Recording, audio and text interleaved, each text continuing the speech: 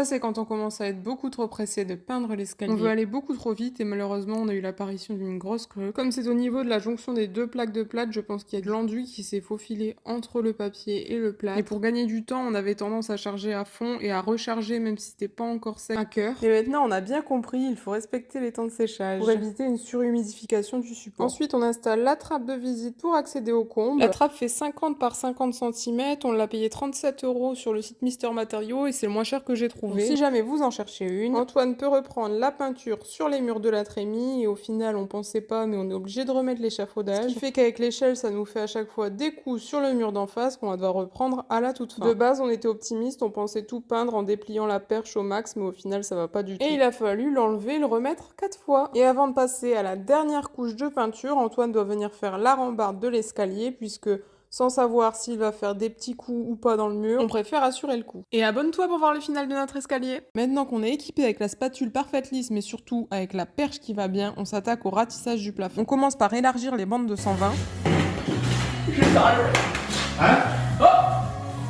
Comme ça, comme ça. Comme ça, vous faites comme ça, vous êtes là, hop, avec là. Vous faites hop.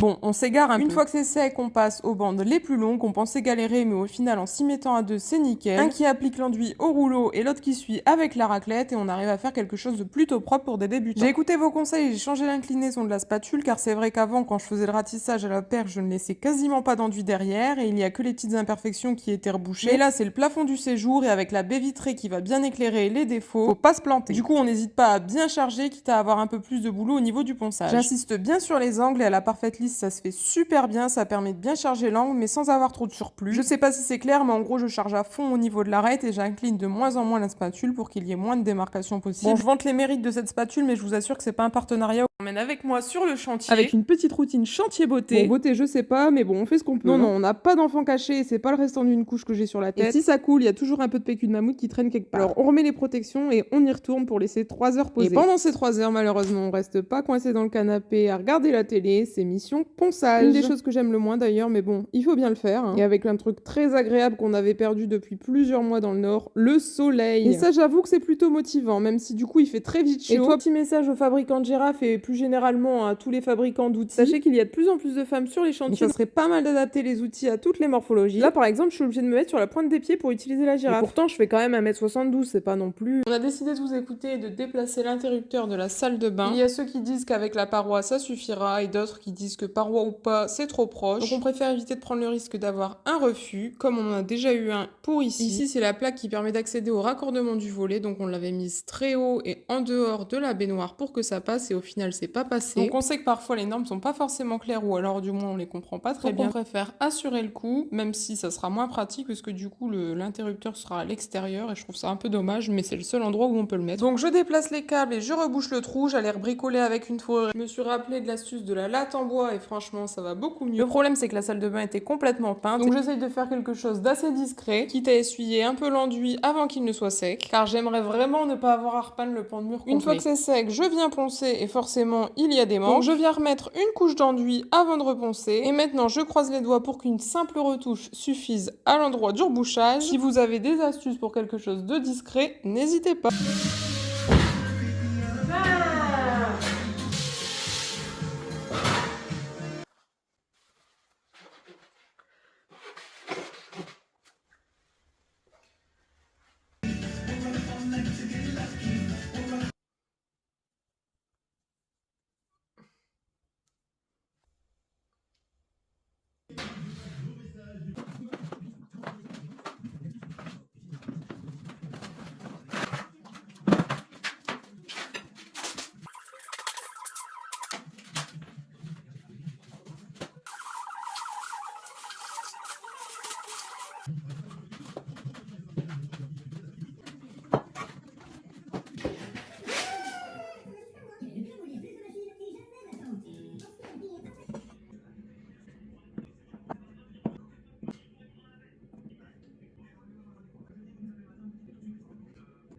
C'est tellement cool de refaire un peu de placo. Comme c'est la dernière cloison, on essaye d'utiliser un maximum les chutes qu'on a.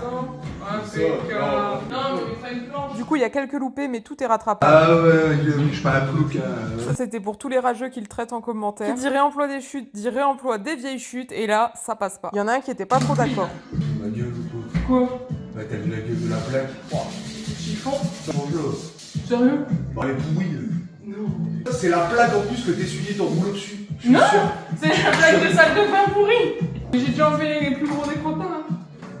Mettre une étagère à PQ. Il y a toujours une solution. Bon, pour avancer un peu plus vite, on a quand même rentamé une plaque. Et c'est le moment d'ouvrir la porte. Et bien sûr, on n'aurait pas dû rentamer une plaque parce qu'après, c'était la mission galère pour la rentrer dans cette petite pièce. Je m'occupe de l'extérieur des WC. Bien sûr, j'oublie l'isolant, donc je recommence. Et pendant ce temps-là, Antoine peut railler le plafond. Cette fois, comme on est sous l'escalier et qu'il n'y a pas de charpente, on ne peut pas faire le système des suspentes et des fourrures. Du coup, on fait un système comme pour les cloisons, avec des semelles et des montants. Bon, bah c'est cool ça. Je sais pas si vous savez ce que c'est que cette espèce de goudron qu'il y a dans la laine de verre. Sur le moment, j'ai pas trouvé qu'il y avait une odeur, mais après j'avais l'impression que la laine elle sentait le crottin. Mais à mon avis, c'est psychologique. Donc on termine les WC. Bon, bah c'est cool ça. Oh. C'est chelou, hein. Du cacac. Ça t'aide? Ça sent bon. Oh, et en plus c'est de la laine. Pour le plafond, on n'a pas isolé, mais par contre, on a mis du placophonie. Et encore une fois, dans une petite pièce comme celle-ci, on a bien galéré. Il a fallu recouper un peu le placo pour gagner quelques centimètres. Sur cette partie, on n'oublie pas de laisser 2 épaisseurs de placo. On peut passer ensuite à l'extérieur et cette fois, on va pouvoir utiliser la plaque où Antoine est passé à travers. Mine de rien, ça vide un peu le garage, tout ça. Bon, par contre, là, on est encore une fois pas d'accord. Les câbles étaient trop courts, donc monsieur a mis la prise plus haute que les autres. Ça va être comme la rambarde. À chaque fois que je passais devant, ça va me chagriner, je crois. Il installe ensuite le flexible dans la chasse d'eau. Il remet la petite boîte. Pas de panique pour les chutes, tout va être couvert. Puisque pour une question de solidité, on met 2 épaisseurs de placo et on a choisi de mettre du phonique car c'est un peu plus dense que du placo classique.